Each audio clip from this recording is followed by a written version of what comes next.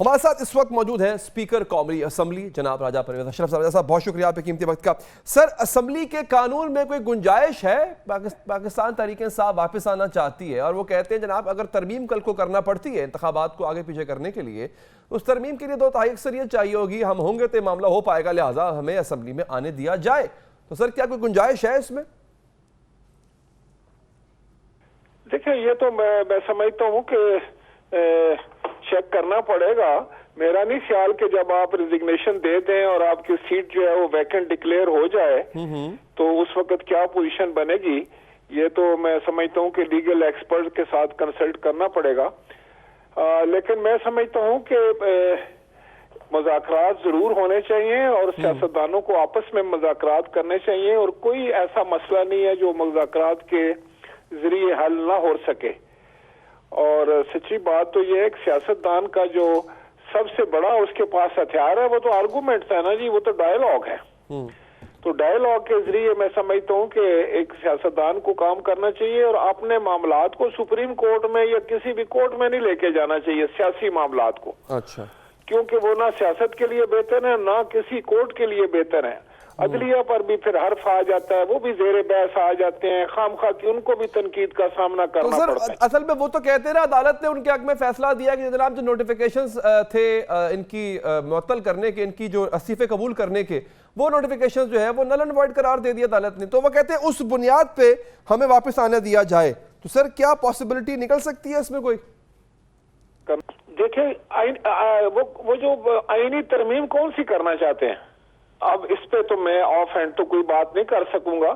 اور میں سمجھتا ہوں کہ جہاں تک کورٹ کا تعلق ہے, کورٹ نے صرف شاید ان کا وہ جو پروسیس ہے الیکشن جو انہوں نے ضمنی انتخابات ہونے تھے وہ روکا ہے. سر وہ کہتے ہیں کہ جناب ڈنڈے اور پتھراؤ کے زور پہ, مطلب سپریم کورٹ نے کہا ہے نا سر, سپریم کورٹ کہہ رہا ہے کہ آپ مذاکرات کریں, تو سپریم کورٹ اگر کہتا ہے 14 مئی کو الیکشن ہو تو ٹھیک, نہیں تو پھر آپ مذاکرات کریں. مذاکرات جب آپ کریں گے پھر جو مرضی ڈیٹ لائیں آپ. اور اس کو سسپینڈ کیا ہے جو الیکشن کمیشن کا جو آرڈر تھا, میرا خیال ہے وہ فیصلہ انہوں نے سسپینڈ کیا ہے. لیکن جو ان کے ڈی سیٹ ہونے کی بات تھی جو ان کی میں وہ تو میرا خیال ہے اس نے اس پروسیس کو نہیں روکا. اچھا, تو بہرحال یہ میں سمجھتا ہوں کہ جس وقت کو معاملہ سامنے آئے گا تو اس کو پھر دیکھنے کے بعد اس کے بعد کنسلٹ کرنے کے بعد جو ہمارا لیگل ڈپارٹمنٹ ہے اس پر بعد ہی میں کوئی تبصرہ کر سکوں گا.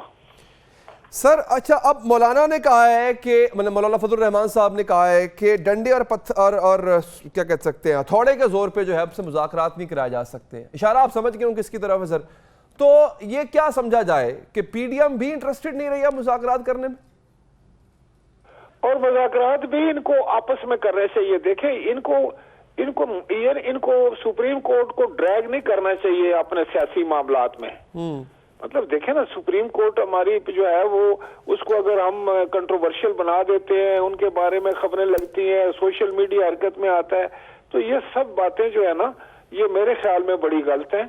اور سیاستدانوں کو اپنے معاملات جو ہیں وہ پارلیمنٹ میں اپنے بیٹھ کر اپنے ایک ڈائیلاگ کے ذریعے ایک دوسرے کم از کم, یہ تو دیکھیں جو متحارب دشمن ممالک ہوتے ہیں وہ بھی ڈائیلاگ کرتے ہیں آپس میں. تو یہ کیا وجہ ہے کہ ایک ملک کے رہنے والے جو ہیں سیاستدان آپس میں ڈائیلاگ نہیں کر سکتے؟ یہ کہاں لکھا ہوا ہے؟ اچھا سر, اور اگر یہ شرط رکھ کے مذاکرات کریں, فار ایگزامپل جی کیسز واپس لو, مزید کیسز نہیں ہونے چاہیے, تو کیا یہ شرطیں قبول ہیں آپ کو؟